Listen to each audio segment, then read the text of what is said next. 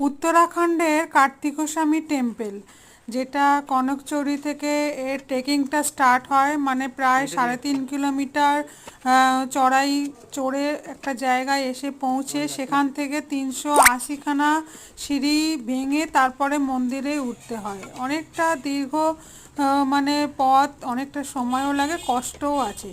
কিন্তু বলে না, সব কিছু শেষে যখন মানে গিয়ে পৌঁছানো হয় সেই আনন্দটাই, আর জায়গাটারও মানে এত সুন্দর দৃশ্য, সে মানে এক কথায় অসাধারণ, বলে বোঝানো যায় না। এইগুলো মানে সত্যি বলে বোঝানো যায় না, মানে গিয়ে অনুভব করতে হয়। তো এইটা একটা লাস্ট 80খানা সিঁড়ি, সেটাই আমরা উঠছি। এই 80খানা সিঁড়িটা উঠেই আমরা এই মন্দিরেই এসে পৌঁছেই গেছি। একদম এই দেখতেই পাচ্ছেন যে এই যে আস্তে আস্তে উঠে এই মন্দিরের কাছাকাছি আমরা পুরো পৌঁছে গেছি। আর এসে এই অপরূপ দৃশ্য দেখে সত্যি মন প্রাণ জুড়িয়ে গেছে।